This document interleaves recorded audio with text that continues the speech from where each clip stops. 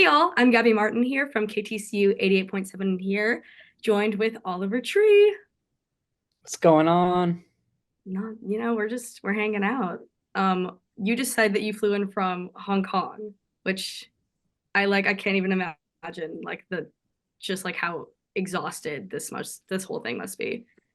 No, not really. I Oh, I woke up at 7 and went to the gym. I've been figuring like working out is a key component to trying to manage jet lag, and a little bit of melatonin goes a long way, and just trying to kind of sleep on airplanes. And I just hit 7 continents in the last 3 months. Actually, I pulled it off in 2.5 months, but I kept traveling after that. So that's it's been a insane. pretty crazy whirlwind. I know, like just back to back to back to back to back, you're going. So you just released a new album last September, called Alone in a Crowd, and you're about to take on the US leg of the Alone in the Crowd tour in Chicago tomorrow. And in a recent TikTok, you described the tour as being a concert, TV show, movie, and Broadway play all at once. Kind of debrief that. You don't have to give any spoilers if you don't want to for the tour, but kind of explain what that means to me. So when I was working on this show, I wrote a 45-page screenplay. Okay. So it's essentially takes the idea of the Oliverse, which is like the Oliver Tree multiverse, and it takes all the different characters from each album and all the music videos and ties them together and explains each of the characters, introduces them from their point of view, kind of connects the dots between the whole universe. I've been building all the breadcrumbs over the years. It's got like a statement on commercialism as well. So there's a Okay. lot of fake ads, kind of just making fun of how ingrained we are into commercialism. That's where the television component comes in, but it's essentially a crowd of people in an audience watching me on stage while I'm sitting on a couch watching myself on the screen, or a character that I play, and that character is watching themselves as well, watching their music videos on screen, which sometimes those music videos also watch themselves in the screen. So there's like 5 layers deep of meta. No, But yeah, that's yeah, 360 entertainment has a component of stand-up comedy, motivational speaking, WWE wrestling, karate, some belly dance moves, and of oh, course scooters. okay. So it's Yeah. like 360 on the entertainment side, and then also music wise, it's a mixture of rock and pop and hip hop and electronic and dance and folk and some country. So it's fusion music, fusion entertainment, kind of where art and entertainment and technology overlap. No, I kind of love that. I love that you're hitting every single like box. You've got it all. There's something for everybody. It doesn't have to be all for one person, or someone might not love every single component, but there's so much going on that there's something to kind of connect with throughout the 2 hour odyssey. No, there you go. I love it. So kind of going back to that commercialism, in recent like times we've seen that TikTok has kind of morphed the concert experience to being more of like a recording experience and less about the music. Have you seen that shift playing live recently, or is that it kind of like playing off of like the no phone in sight joke, like how everyone's constantly aware of that now? Yeah, I mean, I put a statement in my show about that where at the beginning, because it is like a movie experience, so I have the trailers and all the kind Yeah. of movie going things. And one of the parts is I've made an ad for at the beginning of the movies, there's a silence your phone type thing. And I say in the show, or, I don't say it, but through the script and through AI generated voices, you can hear the woman speaking and saying, um, please put your phone away. Be here now. Be present. If Oliver Tree catches you filming, he will sue your ass for every penny you're worth. So I kind of make my own statement on that in the show. But I don't know. I think that there's certain moments in a concert where you see it happen more than others because there's big moments and people, I don't know, I think of it as from an optimistic standpoint is they just want to be able to go back and relive that experience again. But I think it does ultimately end up taking people's attention away from being fully present. And for me, so much of my life is about being present, and I'm not online. I'm not using social media like that. I'm exploring. Like last week, I was in the Great Wall of China. I want to be there. I want to live in that moment. I don't need to just be fully looking at a screen the whole time. Yeah, Yeah. I mean, you see it so often now too that like I'll see videos of like, I don't know, a random show and it's just like a sea. Like it's absolutely insane, but at the same time, it's like, well, I'm one of those people too. Like I can't even really like dog on them too much. So like, but anyway, moving on. Do you have a city on this leg or just in general that you truly enjoy playing with, or maybe like you just absolutely hate it? Like what, do you have one or no? For me, ultimately, I think when it boils down to states, for me, I would say Texas is my favorite place to play in the whole world, which ironically, Mm, I'm talking with you. There's so many amazing crowds out there. So for me, that's probably the starting point. But as far as worst crowds go, I would have to say probably San Francisco and New York City and places where they're really spoiled and they get so much options. And not to say that, in Texas, you guys don't get spoiled, but there's certain things with the big cities where people will be a little more closed off and kind of have their shoulders crossed and potentially be like thinking, oh, we could be at something better tonight. And when you go to places in the middle of America and maybe places, especially like random, even D markets or something, they might go so much harder in a city that you might not even really have heard of, like Arkansas, somewhere in Arkansas, and you're like, I don't even know this was a town, but like they'll go 10 times harder than New York City because New York City is like, is kind of, there's a snobbery tied to it. I get that. It's crazy you say that about Arkansas. I went to a festival in Arkansas about like I think it was like a year ago, and no artist had ever been there, but like it was just insane. Like I'd never seen that level of just like sheer excitement to have someone who's like in their state. But do you have a favorite like a favorite place in Texas or no? Um, well, maybe Austin, Because like, honestly. 'cause I've seen you at ACL, and Yeah, that was I a love blast. Austin. But yeah, I think where are you guys based out of? We're out of Fort Worth, so we're like 30 minutes away from Dallas.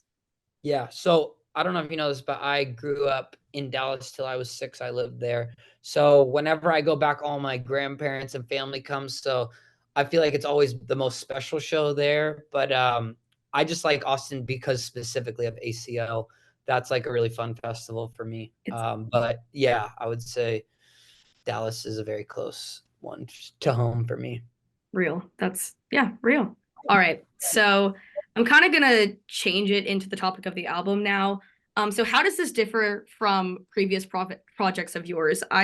This one I feel like the aesthetic's a little darker. There's a lot of layers to this one, I feel like. So Yeah, for me, the album Alone in a Crowd was written coming off of 2 very big TikTok songs, and it kind of had been something I've been working my whole life towards, trying to create a moment that connected and resonated in the mainstream.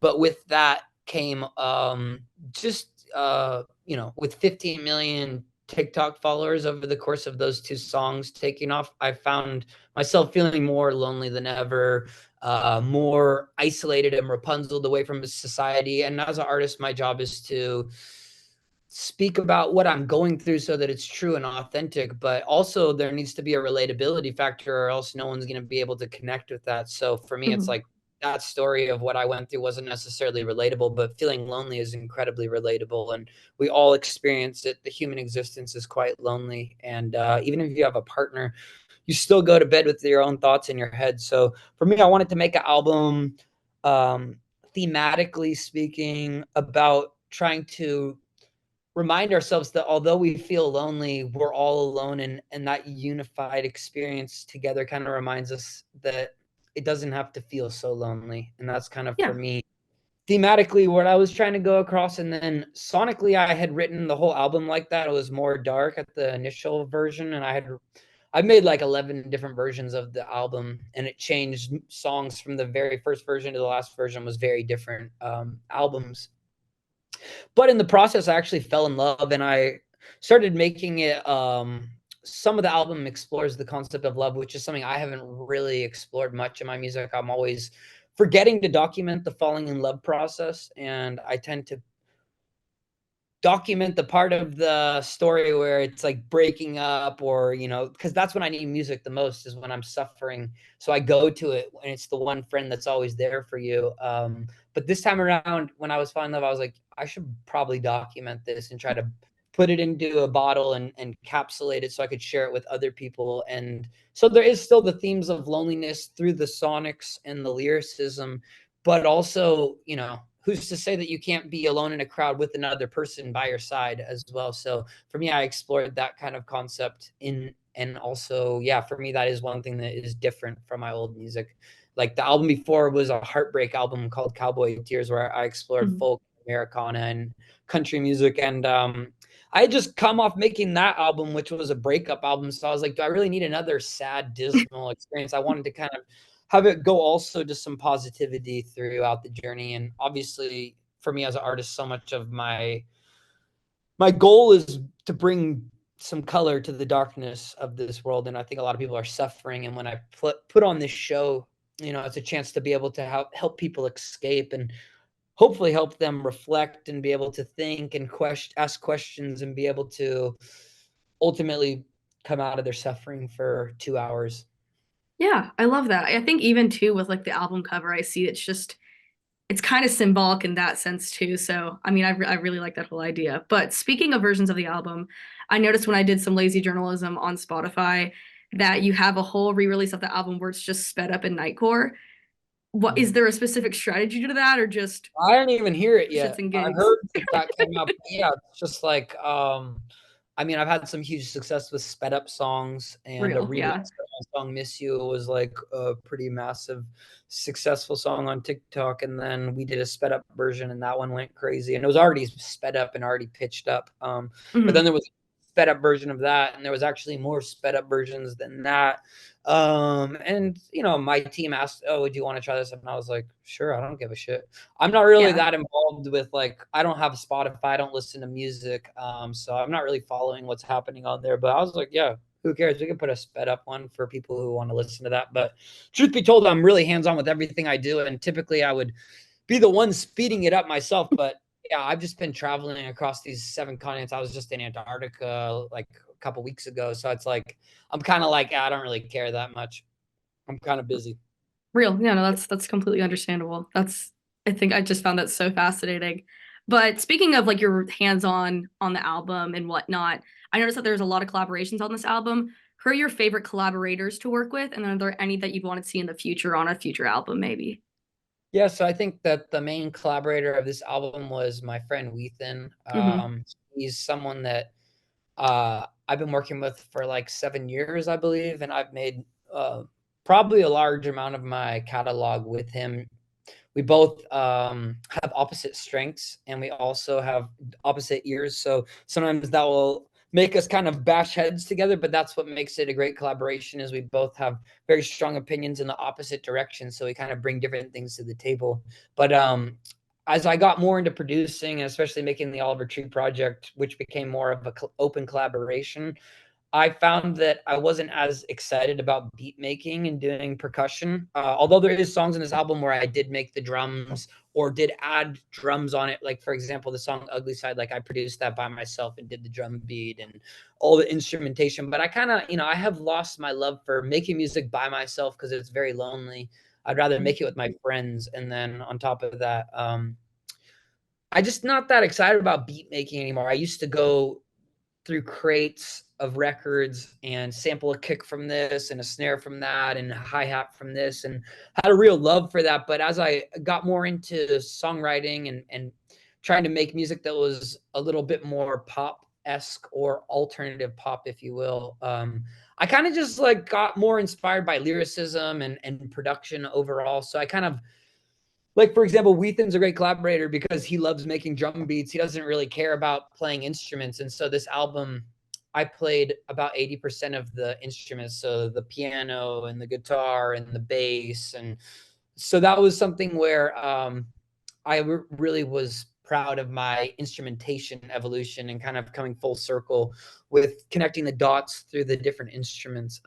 But yeah, he became a key component because he was down to help with doing some sound design And I realized I used to make synthesizers and make sounds from organic things like toasters and feedback and car, like air compressors and all this different stuff to make a bass sound. And then I got into synthesis in college, but I just kind of lost my love for it. I just realized I just want to play instruments. I don't want to make the sounds. And Ethan loves to make synthesis and be involved with developing the sounds, and allows me to just play them. And he likes to do bass and drums. He does those well. And I kind of handled the other components. So it became a nice collaboration for this album. No, it's a nice little like full circle. I thought there was a Moog on this album too, and it really Moog Lovers Rise. I kind of just it got me going. I played all the Moog and did a lot of more low end bass stuff, and there's still some synthesis involved that I did do, but I'm like a lot less interested in making sounds from scratch. Yeah, no, that totally makes sense.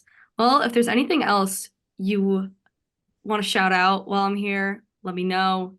But if not, you can see Oliver on his Alone in the Crowd tour in Dallas on February 4th at Southside Ballroom. And for more tickets and information and to buy tickets, please visit livenation.com. Thank you so much, Oliver, for joining us. I really appreciate it. And have an awesome tour. We'll see you in Dallas. Amazing. Can't wait. Hope you can make it to the show. Have a great day. Yes, thank you so much. All right, bye. Bye.